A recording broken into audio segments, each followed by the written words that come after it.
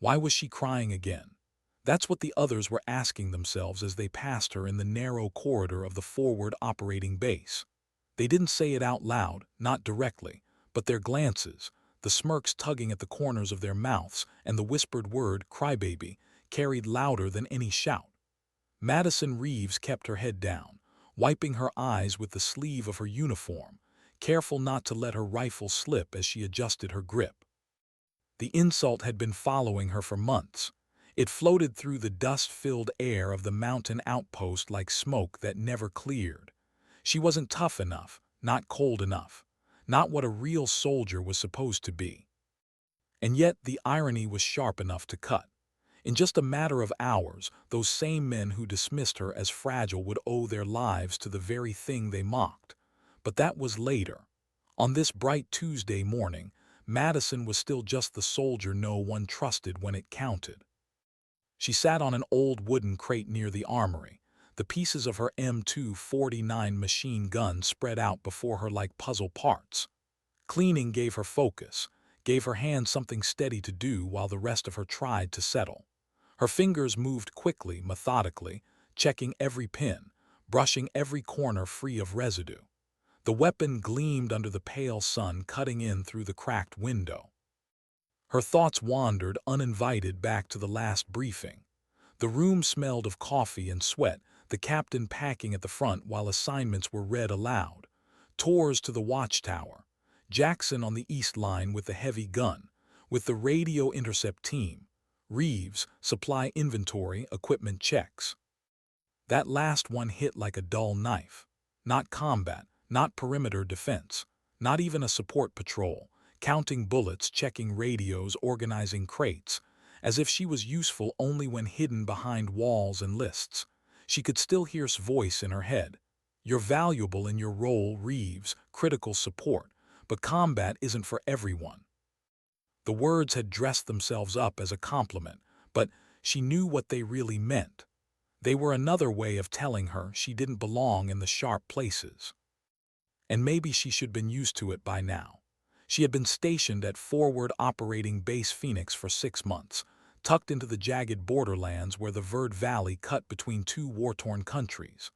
The base overlooked a main supply route, a ribbon of dirt and stone that wound through the mountains.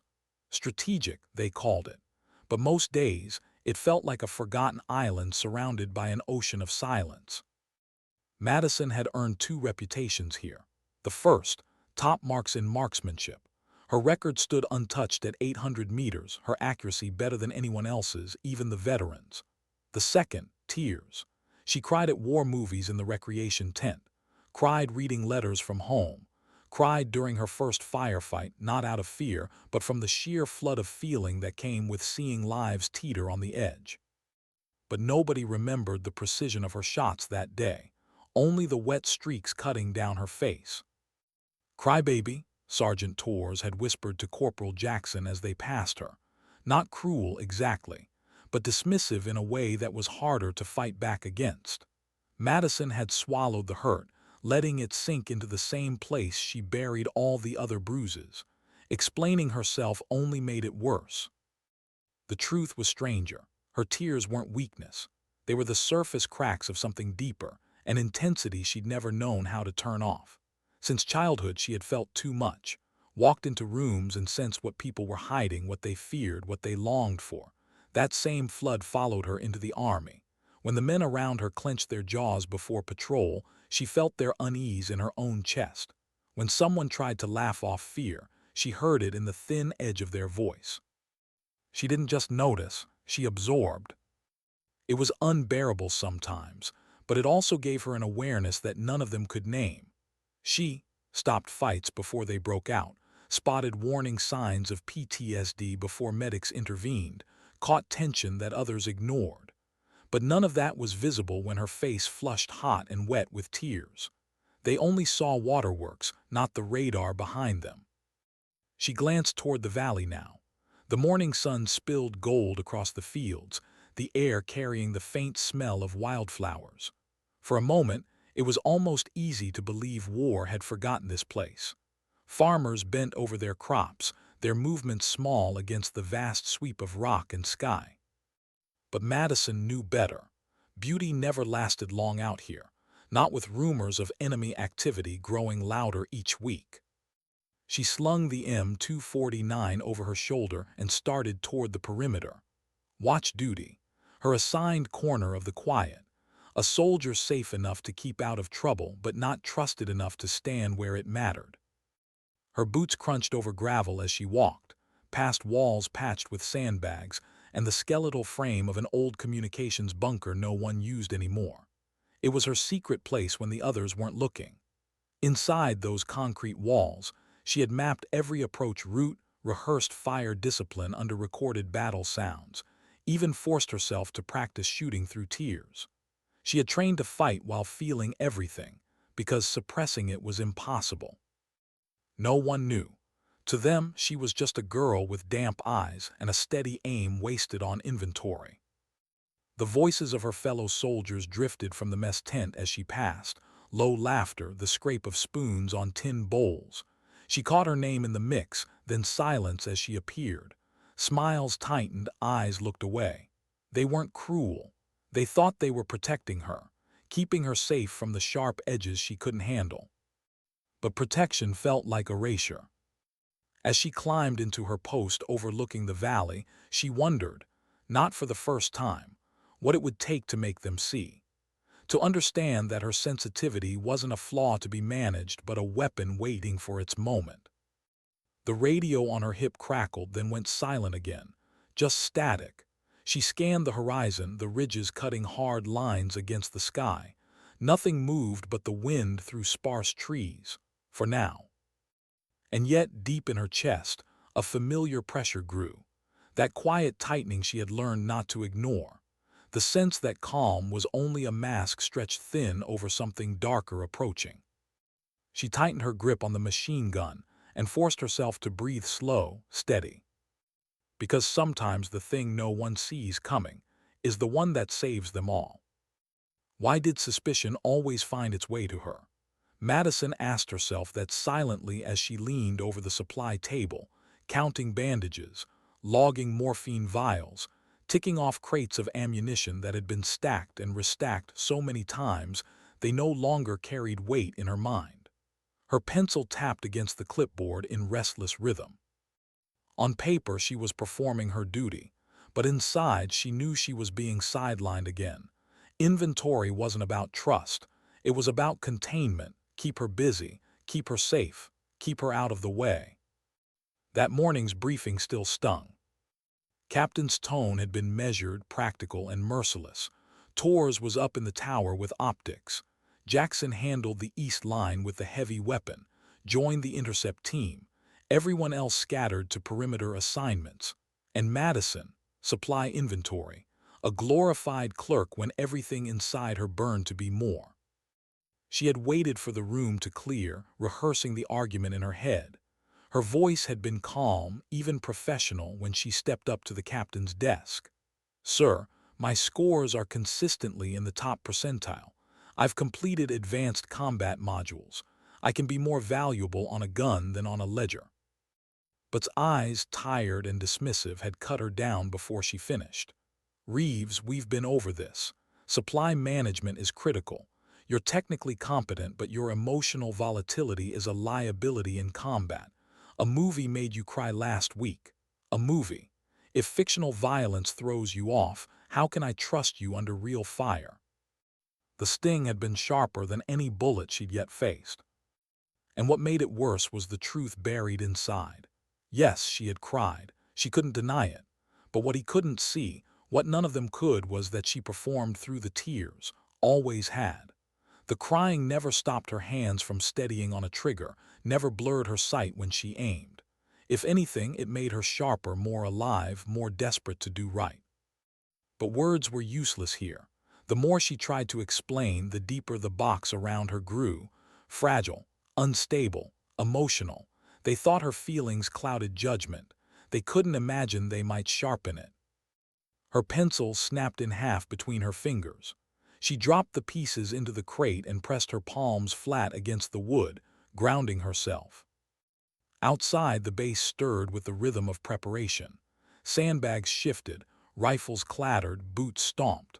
There was an unease in the air that even the most stoic couldn't hide, and Madison felt it tenfold. Because while spoke of heightened security, she sensed more than just activity in the hills. She sensed intent. Something was converging, pulling tight around their little outpost like a noose. But she kept her mouth shut. Her warnings were already dismissed before they left her lips. Later that afternoon, she walked past the armory just as Torres' voice drifted through the open door. She paused, only a second, but it was enough. "'S right," Torres was saying. "She's got heart, but heart isn't enough under fire. I'd rather know she's counting supplies than worry about her cracking when bullets fly." Jackson's laugh followed, short and bitter. "Honestly, I sleep better knowing she's not on my line." The words landed like blows she couldn't block. She slipped away before they saw her, her jaw clenched so tight it ached.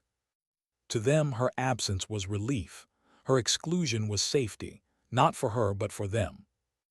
That night in her quarters, she stared at the stack of hand-drawn maps she'd hidden in her footlocker. Every contour line of the valley memorized, every possible field of fire mapped, every blind spot, every choke point, every ridge where an attacker might feel exposed or emboldened. She had studied it all. She could see the battle before it began, but had ordered her to stop. No more unauthorized training, no more exploring restricted areas, no more independent research. His words, "Your value is determined by following orders, nothing more." She had almost burned the maps that night, almost torn them to ash and admitted defeat. But something inside refused. Something whispered that surrendering those pages was premature. So she folded them carefully, slid them back into her gear, and locked the chest.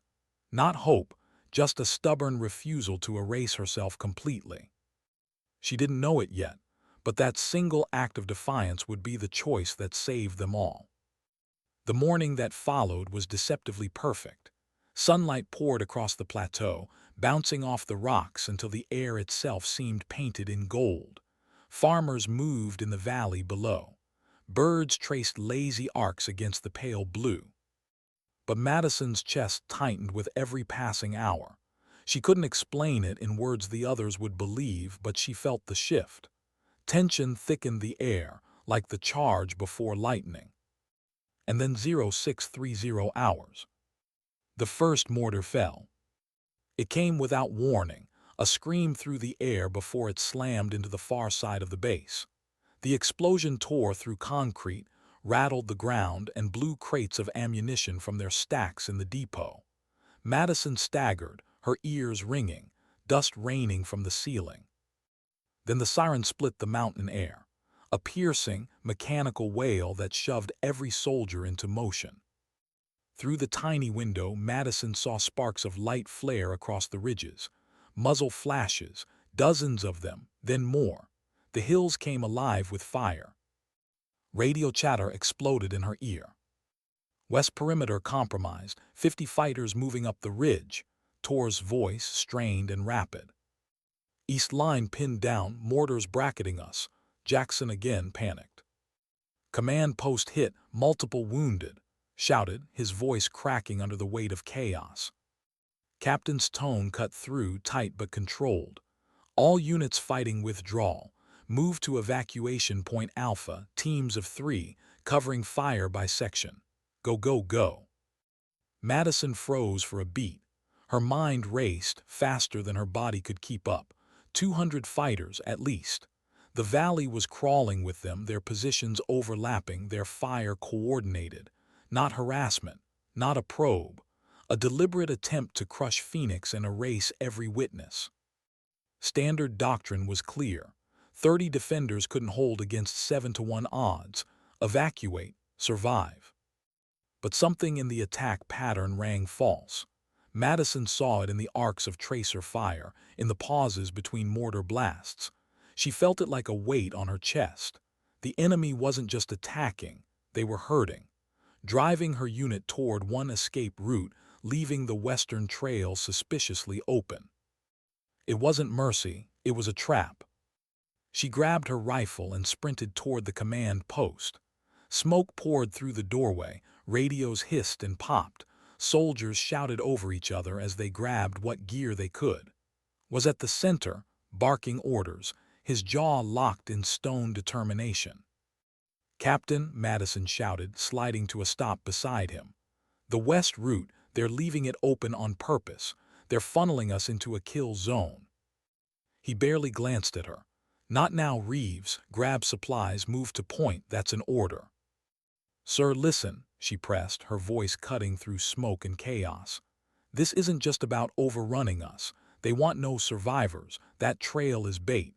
If we take it, no one gets out alive." Before he could reply, another mortar slammed into the wall.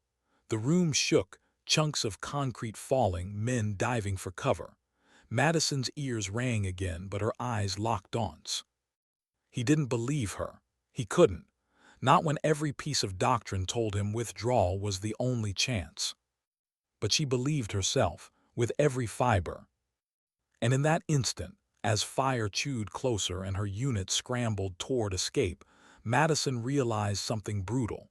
If she wanted to save them, she couldn't wait for permission. She would have to do what she had been preparing for all along. She would have to stay behind. Would anyone believe her if she said she wasn't afraid? That she felt everything else: grief, determination, defiance, but not fear. Madison crouched by the weapon's cache, her hands steady as she pulled the heavy machine gun from its mount.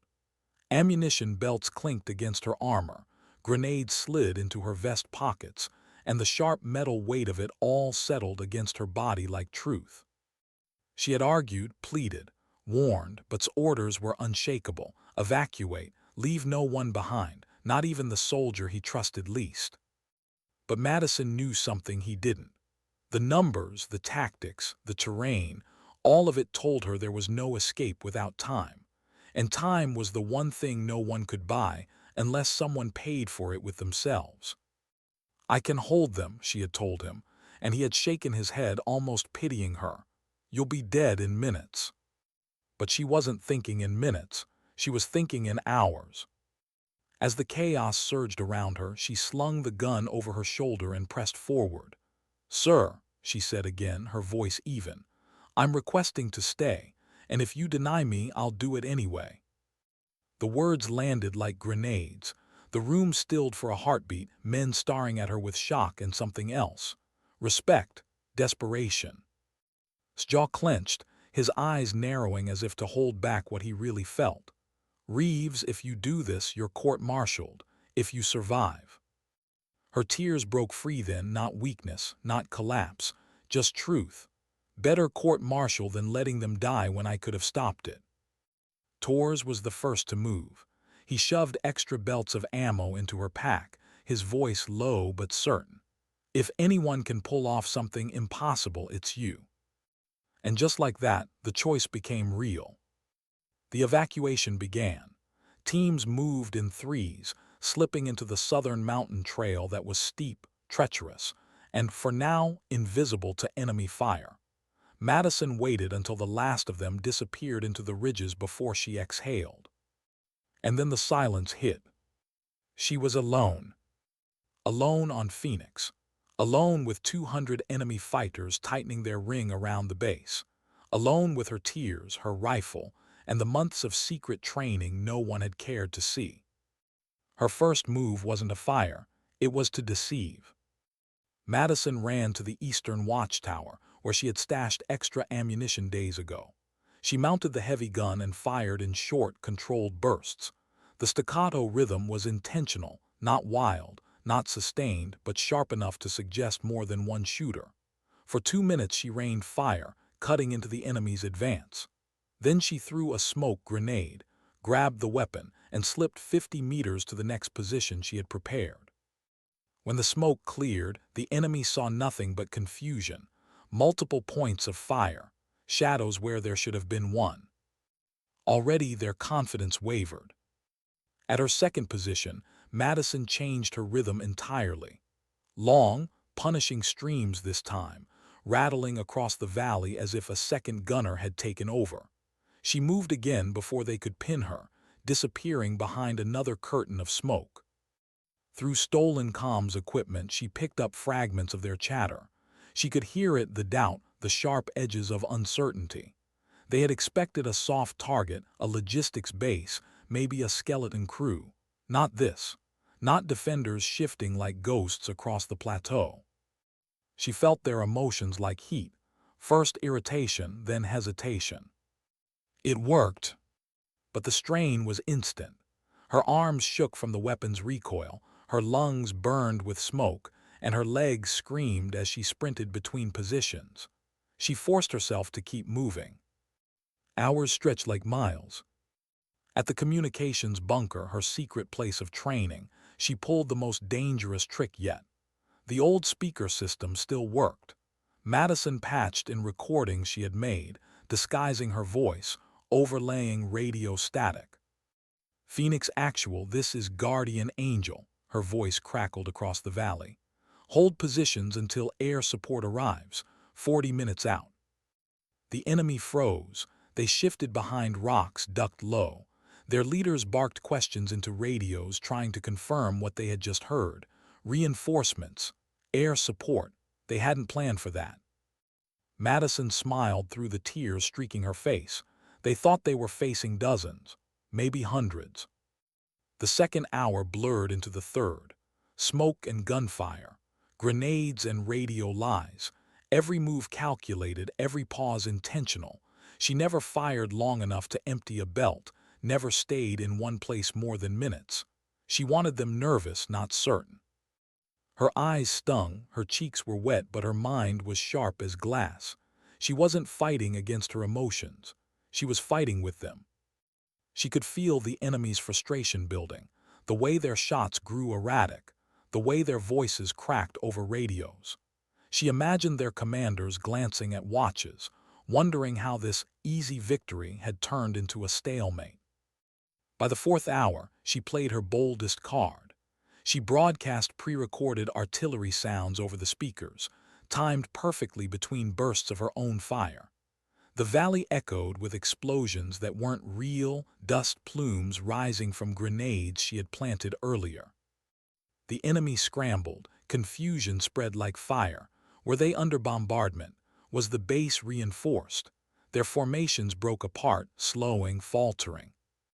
And Madison kept moving. From ridge to bunker, tower to trench, she became more than one soldier.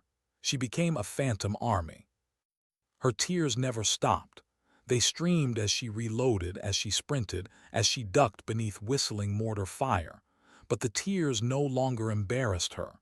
They kept her awake, alive, raw enough to feel everything. Fear, anger, determination. She was alone, but in her mind, she carried the weight of every soul she was buying time for. Every boot hitting the southern trail. Every soldier who would live if she just kept going. The sixth hour nearly broke her. Her muscles gave warnings she couldn't ignore.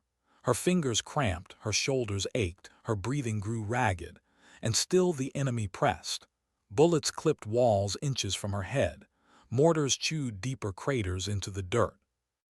Her ammo was low at one position when she realized she had miscalculated. She dove behind cover, her hands trembling as she reached for the last belt. Nothing. Empty.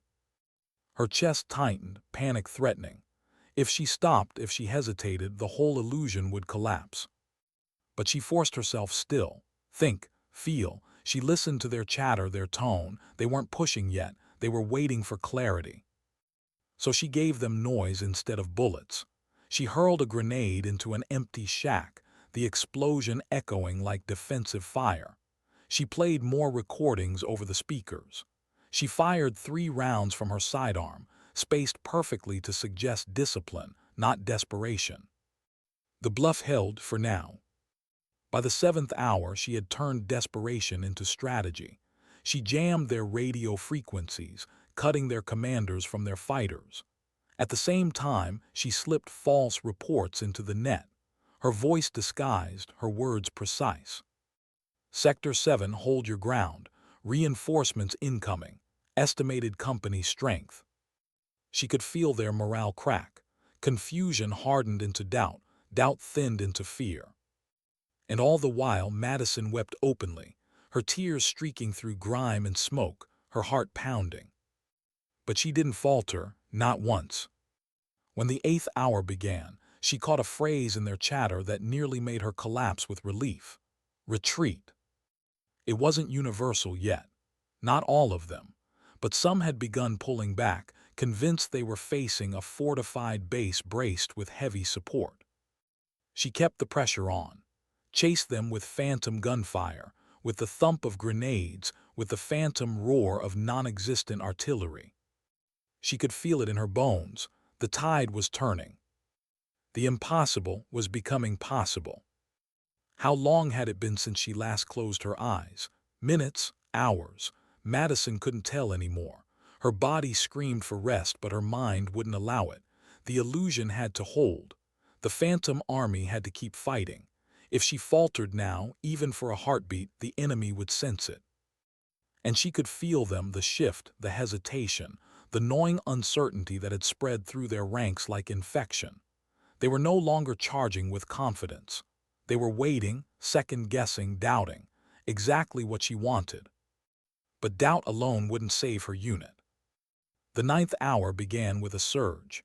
The enemy regrouped, by commanders who were desperate to salvage victory from the wreckage of confusion.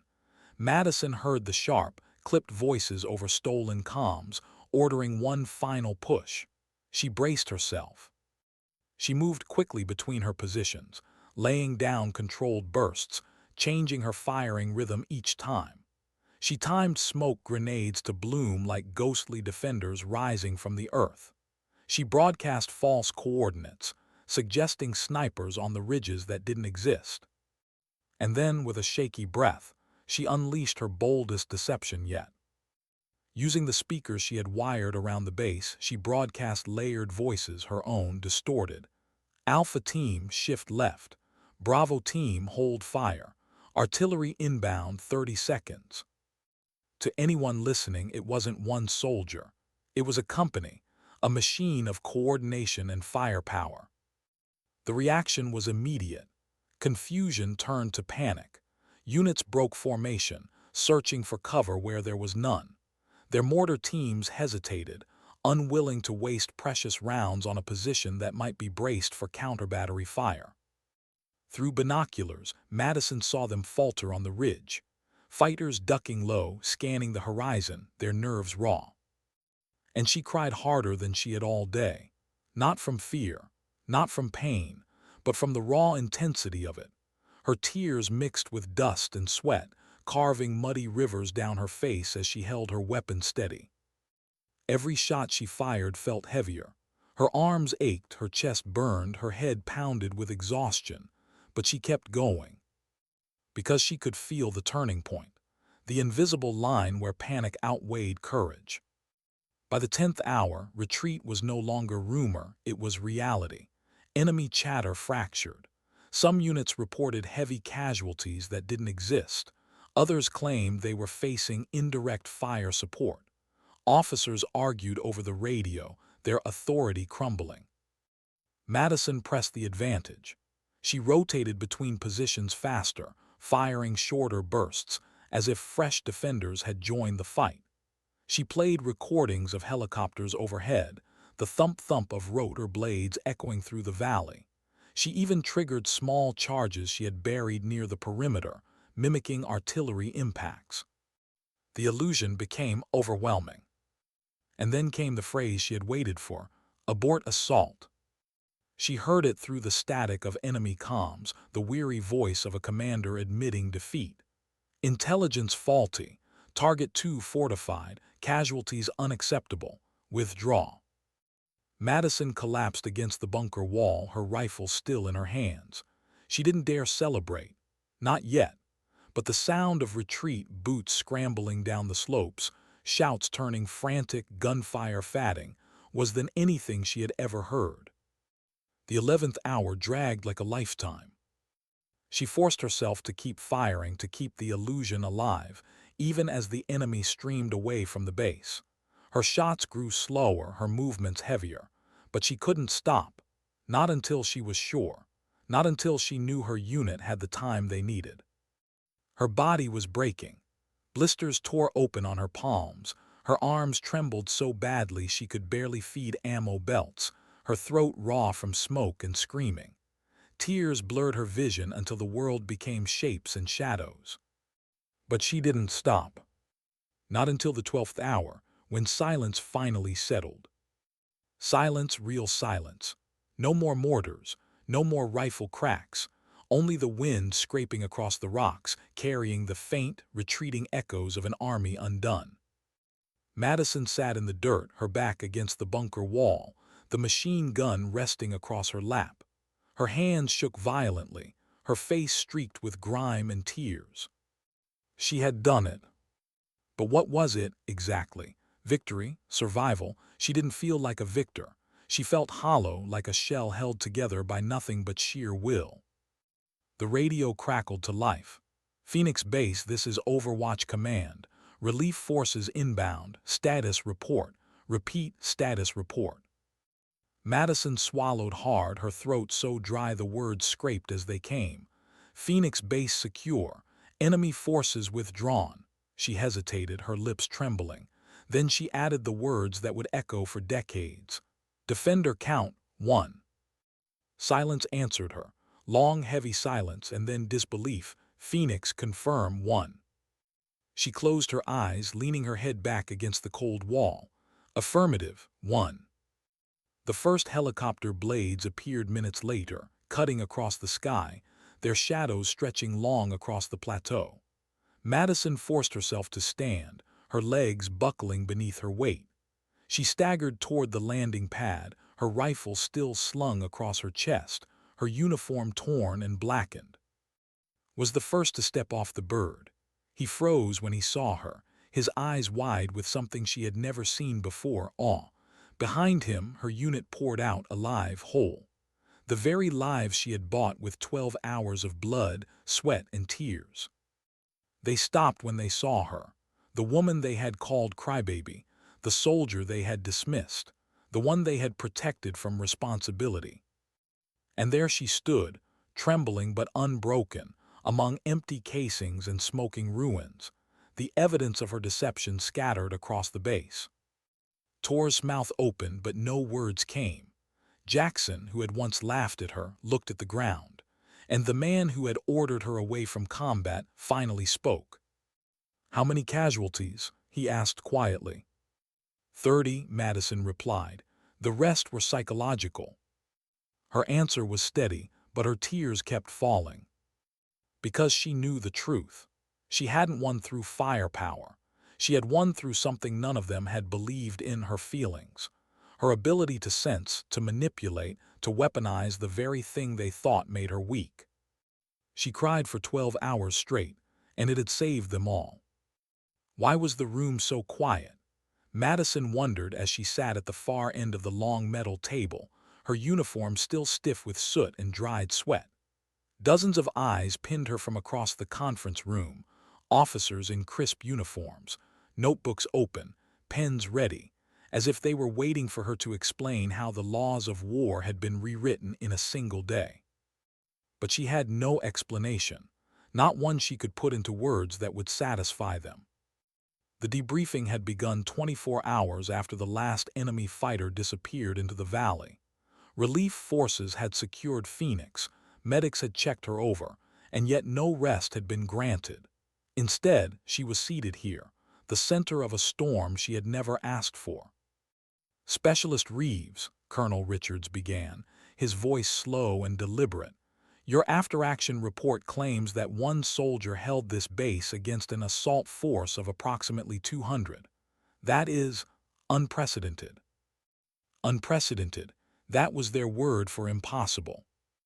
Madison's fingers tightened on the edge of her chair. She had already submitted her log, every detail she could recall, every trick she'd used, every map she'd memorized.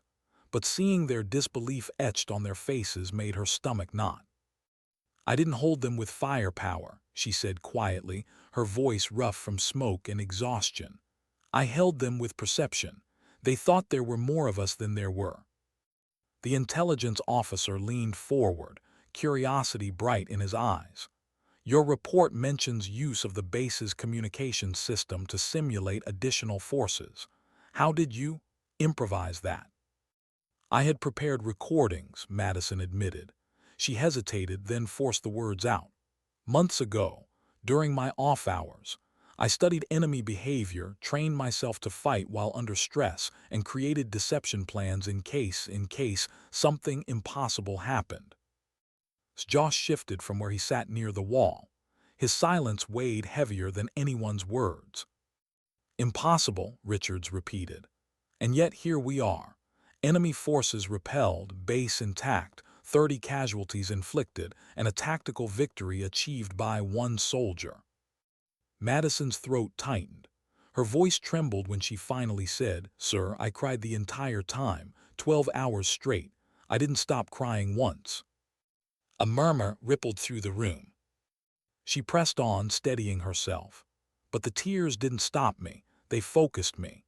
Every emotion I felt, fear, determination, grief, I used them. I read their morale through their voices. I sensed when they were breaking. I turned what you all thought was weakness into something they couldn't fight against. For the first time spoke. His voice was rough, lower than usual. She's telling the truth. I ordered her to evacuate. She disobeyed. If she hadn't, none of us would be alive to sit in this room. The silence that followed was heavier than the firefight had ever been. Lieutenant Colonel Hayes cleared his throat. Specialist Reeves, your activities prior to the attack, the maps, the simulations, the unauthorized training, would normally be grounds for disciplinary action. But given the results, it seems those very activities enabled your success. Madison looked down at her hands. They were clean now, but she could still see the black stains of cordite, the blisters beneath her gloves. I didn't prepare to break rules, sir. I prepared because I knew someday no one would listen to me when it mattered. I had to be ready for the moment they didn't believe. Richards leaned back in his chair, studying her with something approaching respect. And you were ready. The intelligence officer tapped his pen against the table. More than ready, she effectively conducted a full-scale psychological operation by herself, jammed communications, spread disinformation, orchestrated soundscapes. This isn't luck. It's doctrine we don't even have yet. Doctrine, the word startled Madison. She hadn't been trying to invent doctrine. She had just been trying to survive and make sure others did too. Torres, seated further down the table, cleared his throat. With respect, Colonel, we all underestimated her. I underestimated her. I called her a liability because she felt too much. Turns out feeling too much saved 30 lives. The weight of his admission hit Madison harder than any explosion. For months, Torres' doubts had shaped her isolation. Hearing him say this now felt like the ground shifting beneath her feet. The debriefing continued for hours, question after question. How had she known to rotate positions? How had she calculated ammunition use? How had she maintained discipline while crying? Madison answered as best she could, though the truth always sounded stranger than fiction. She hadn't known exactly. She had felt. She had listened. She had trusted the instincts born from every tear she had ever shed. When the meeting finally ended, Richard's closing words lingered in the air. Specialist Reeves has demonstrated that emotional intelligence, properly understood, may be as decisive in modern combat as firepower. This will be studied. Studied, not dismissed, not hidden, studied. That night, for the first time in days, Madison sat alone in her quarters without fear of being interrupted. On the small desk lay her folded maps, the ones she had almost destroyed. She smoothed the creases gently, her eyes blurring with fresh tears, not of shame this time, but of release. A knock at the door startled her. When she opened it, stood there, his face unreadable. "Sir," she said, bracing herself for reprimand. But he only sighed. "I was wrong about you, Reeves, about all of it. I thought your tears made you fragile. Turns out they made you see what the rest of us couldn't. You saved us. and I don't know if I'll ever forgive myself for not seeing it sooner." Madison swallowed hard. She wanted to be angry, to demand why it took her risking everything for him to admit this. But exhaustion won out. She simply nodded. "You don't have to forgive yourself, Captain. Just don't forget." For the first time, he almost smiled. The days that followed blurred together. Reports circulated through the chain of command. Journalists embedded with the relief forces began writing about the lone defender of Phoenix. Soldiers who had once called her crybaby now avoided her eyes, ashamed, uncertain how to speak to the woman who had done the impossible. It wasn't adoration she felt around her anymore. It was reverence. And sometimes reverence was lonelier than ridicule. She didn't want to be a legend. She wanted to be seen for who she truly was. The recognition ceremony came a week later. Madison stood at attention as the silver star was pinned to her chest, the purple heart for wounds she didn't even remember receiving. Cameras flashed. Officers shook her hand. Speeches praised her courage under fire and unparalleled tactical innovation. But when it was over, she stood alone at the edge of the field, medals heavy against her uniform, staring at the horizon. Was this victory, or was it survival painted in brighter colors? Her tears came again, quiet this time, almost invisible. Not of shame, not of pride, but of something deeper, a realization. She hadn't cried because she was weak. She had cried because she had carried the full weight of human lives, both friend and enemy, in her heart. And maybe that was strength of a kind the world didn't yet know how to name. Why did the new base feel colder? Madison asked herself that during her first night at Raven Forward Command. It wasn't the climate, though the wind slicing through the mountains here was sharper, carrying snow instead of dust. It was something deeper. The walls seemed taller, the soldiers quieter, the silence heavier. She had been transferred less than a month after Phoenix, not as punishment, not exactly as reward, something in between. The brass called it reassignment to maximize potential. To Madison, it felt like being put under a microscope. Everywhere she went now, whispers followed her.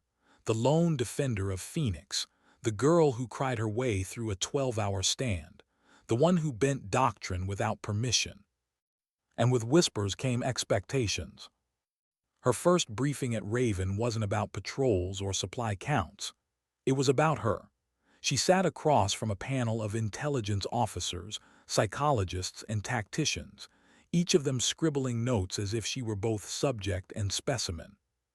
Specialist Reeves, a civilian analyst, began, adjusting her glasses.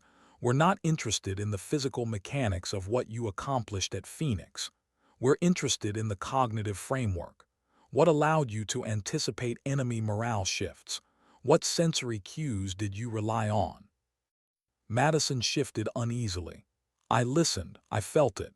Their voices, their timing, the way fire patterns changed.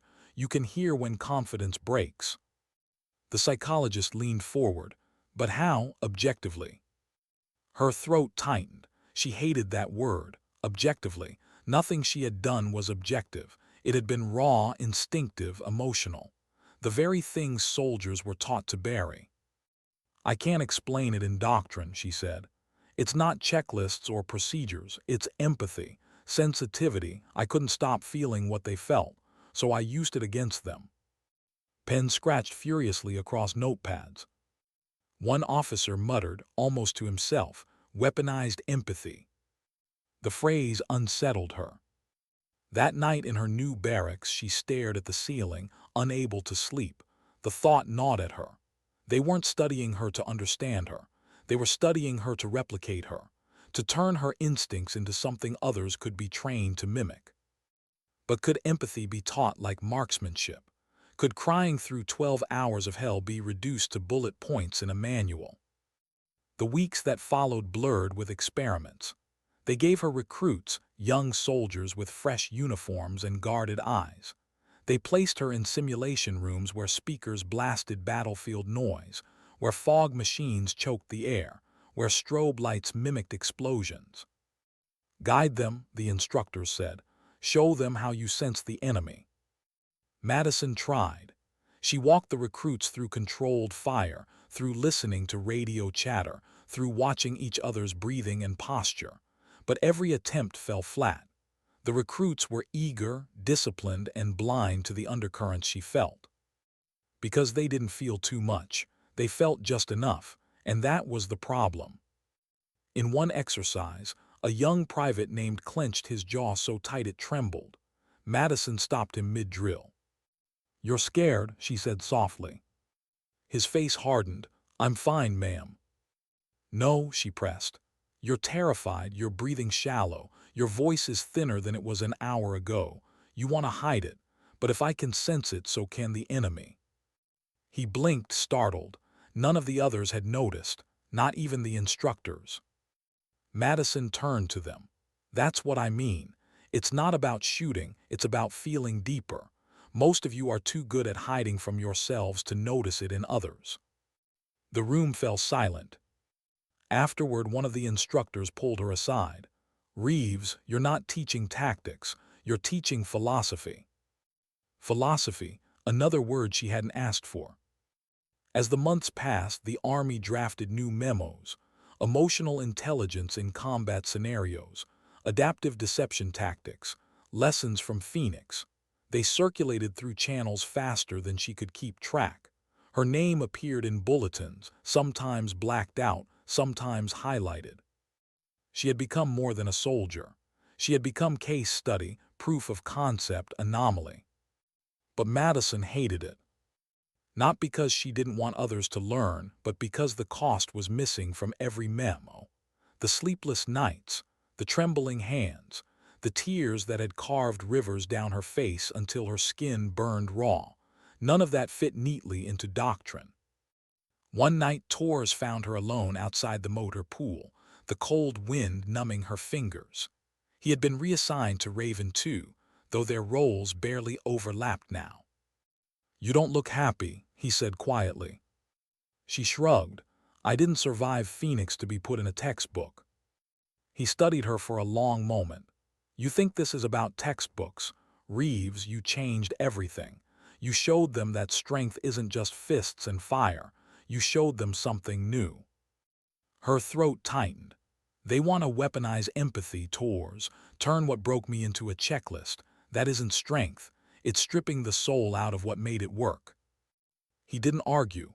He just nodded, his eyes heavy with understanding. The next day, during another simulation, she watched crack under pressure. Not visibly, but Madison felt it before anyone else. His rhythm faltered, his aim wavered, his silence screamed. She stopped the exercise, placed a hand on his shoulder and said, "Don't fight the fear, feel it. Let it sharpen you instead of drown you." He looked at her, bewildered, but something in his posture eased. His next round hit the target dead center. Maybe, she thought, empathy couldn't be taught like doctrine, but it could be modeled, shown, passed from one person to another like a flame. Word of her methods spread further. Commanders debated whether to formalize them. Some called her ideas revolutionary, others dismissed them as dangerous. And Madison stood in the middle, torn between pride and dread. Because the more they studied her, the less human she felt. At night, when the base grew quiet, she walked the perimeter alone. She remembered Phoenix, the smoke, the tears, the weight of a machine gun digging into her shoulder. She remembered the enemy breaking, the silence that followed. And she asked herself the same question, over and over. Had she saved her unit, or had she simply delayed death for another day? No doctrine had answers for that. The only answer she found came not in words, but in the memory of those 12 hours. The stubborn fire that kept her moving when everything else told her to stop. The refusal to let weakness define her. Maybe that was the lesson, she thought. Not the tactics, not the tricks, but the simple, relentless dignity of refusing to crumble. And yet the military didn't speak of dignity. It spoke of doctrine. So she remained quiet, watching as her story grew larger than herself, a legend stripped of its cracks and tears. But deep down she knew the truth. It wasn't doctrine that saved Phoenix. It wasn't strategy or deception. It was one woman, crying in the dirt, refusing to stop. Why did the mess hall go quiet when she walked in? Madison had grown used to silence greeting her, but tonight it cut deeper than usual. Soldiers hunched over trays of steaming rations, conversations stuttering mid-sentence, eyes sliding away the moment they caught hers. She wasn't hated, she wasn't mocked anymore, but she wasn't one of them either. She was something else now, a story. The lone defender of Phoenix. The soldier who had cried her way through 12 hours and somehow bent war itself. Her presence reminded them of something larger than meals and patrols, something they didn't know how to sit next to. Madison picked up her tray and sat in the corner. Alone again. The food tasted like cardboard, but she forced herself to chew, her eyes fixed on the wall. She thought back to the days before Phoenix, back when they called her crybaby, when their laughter stung sharper than bullets. Strangely, those days hurt less than this. At least then she had been human. Now she was myth, and myths didn't eat with the living. That night lying in her bunk, the memories returned. They always did, uninvited. The smoke choking her lungs, the weight of the machine gun tearing into her shoulder, the endless echo of her own sobs mixing with gunfire. Sometimes she woke with her cheeks wet, her fists clenched, convinced she was still there, still running from tower to trench, still deceiving shadows. Sleep had become an enemy she couldn't outmaneuver. The psychologists assigned to her called it acute stress response. They told her it was natural. They told her it would fade, but their words felt empty. Because how could something fade when the world refused to let it? Every day she saw her name in memos, in training manuals, in whispers exchanged between officers. Phoenix wasn't past. It was present, alive in the corridors, haunting her like smoke that never cleared. During one late-night walk around the perimeter, she found Torres waiting. He leaned against a sandbag wall, his rifle slung low, his breath fogging in the cold. "You don't sleep, do you?" he asked. She shook her head. Not really. He studied her, his expression caught between worry and guilt. "We talk about you like you're a miracle, but I know miracles have scars. What's yours?" Her throat tightened. No one had asked her that before, not directly. "I cry when I close my eyes," she admitted. "I see it all again, and I don't know how to stop it." Torres nodded slowly. "Maybe you're not supposed to stop it. Maybe carrying it is the price." She wanted to believe him, but part of her wondered how long she could carry before she broke. Weeks turned into months. Madison's legend grew in places she couldn't see. Military academies dissected her tactics. Officers debated her methods. Young soldiers whispered her name like a ghost story, half in awe, half in fear. And yet she remained isolated, revered but untouchable. During one briefing, a general from headquarters visited Raven. His words were clinical, his praise measured. Specialist Reeves has demonstrated the viability of emotional cognitive warfare. We will be integrating her insights into new training protocols. The room applauded. Madison sat still. The words didn't feel like praise, they felt like theft. Afterward she slipped outside, needing air. Snowflakes drifted through the night, melting against her hot cheeks. She whispered to herself, "I didn't fight for doctrine, I fought for them, for 30 men who would have died without time." But the army wasn't listening. It never listened to feelings, only results. That night she wrote a letter she never intended to send. "To whoever studies me next. Don't mistake my story for strategy. Don't think the tears were tactics. They weren't. They were truth. They were the cost of feeling everything at once and refusing to let it drown me. If you want to learn from Phoenix, learn this. Sometimes the strongest soldier is the one who breaks openly and still keeps going." She folded the letter and tucked it into her locker, hidden beneath her maps. The days wore on. Madison went through the motions, patrols, drills, briefings, but each task felt further away from her. She was living in a body the army wanted but carrying a soul it didn't understand. The nightmares grew worse.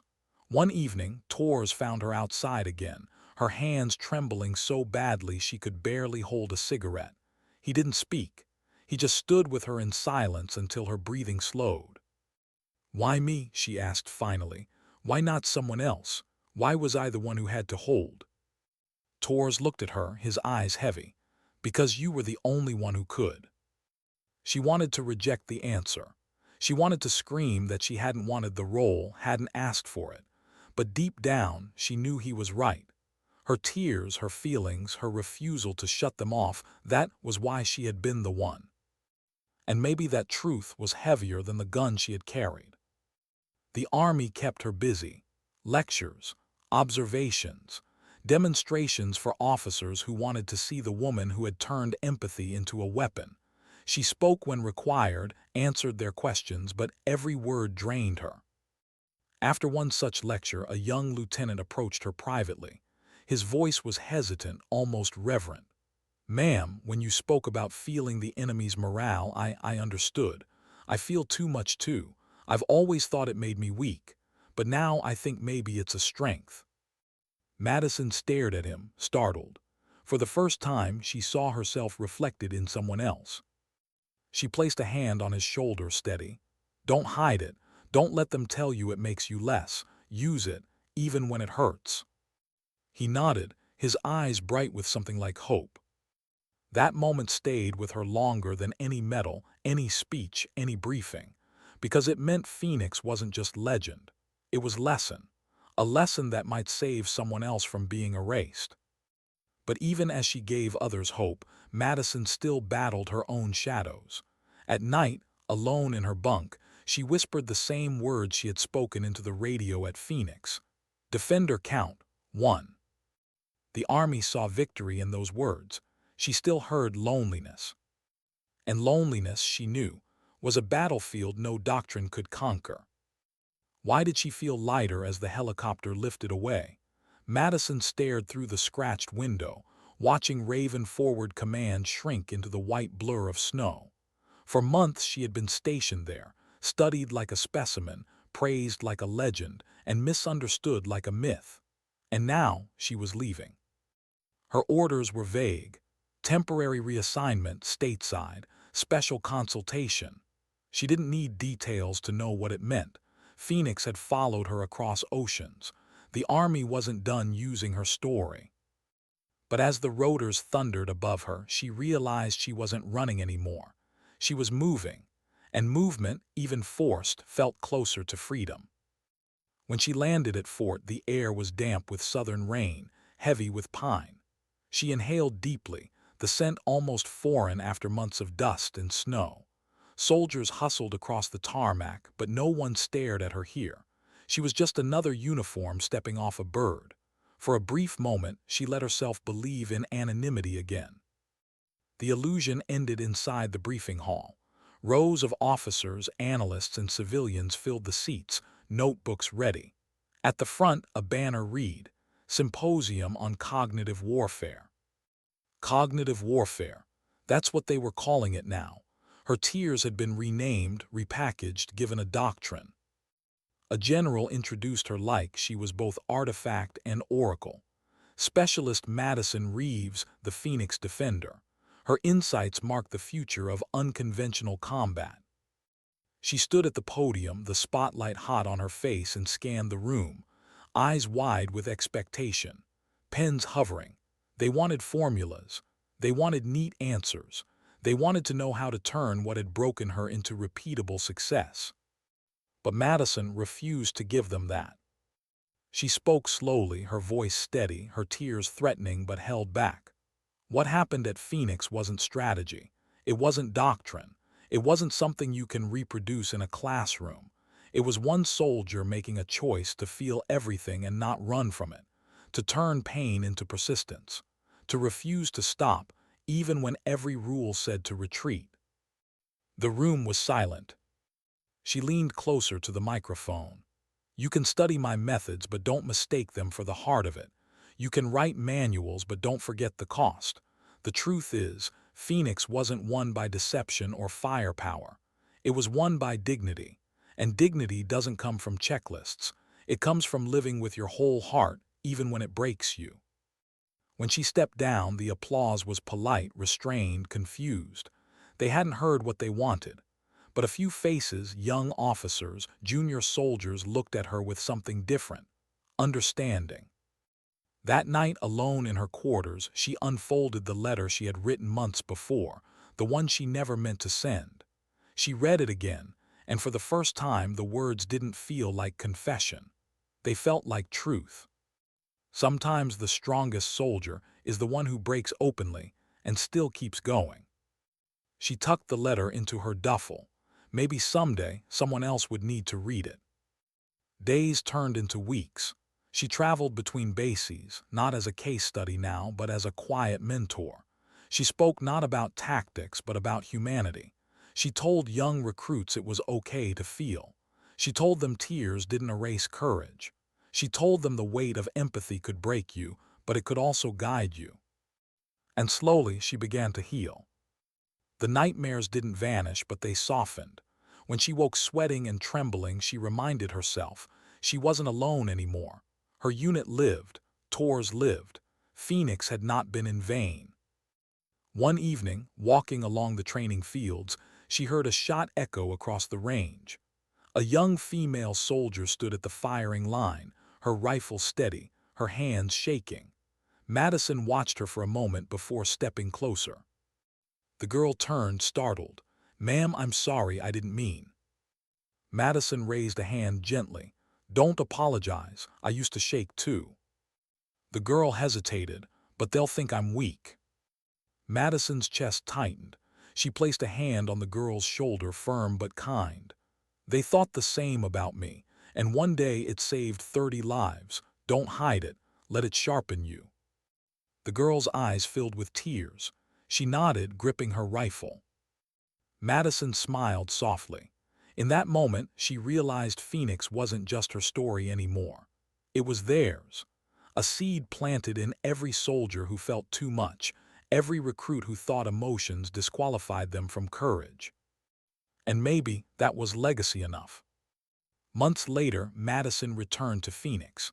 Not as a soldier, not as a defender, but as a visitor.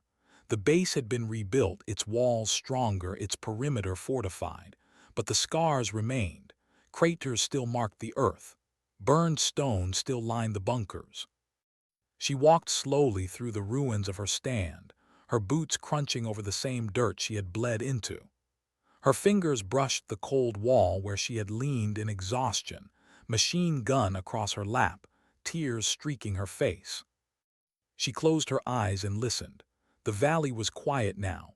No mortars, no rifles, no shouts, just wind and silence. And in that silence, she heard it again, not the chaos of battle, but the echo of her own refusal, the moment she had chosen not to crumble. She knelt, pressing her hand into the dirt, whispering words no one else would ever hear. "This isn't about medals, or doctrine, or history, it's about dignity." Her voice broke, but she didn't hide it. She stood slowly, the sun sinking low behind the ridges, painting the valley gold. She turned toward the trail where her unit had escaped, imagining their footsteps carried safely into the night. And for the first time, the weight in her chest eased. Phoenix had taken her tears. It had taken her sleep. It had carved scars that would never fade, but it had also given her clarity. Strength wasn't silence. Strength wasn't hiding pain. Strength was carrying it into the fire and refusing to let it stop you. As she walked away from the ruins, the words rose in her like prayer, simple and unshakable. Sometimes dignity doesn't speak, it simply acts.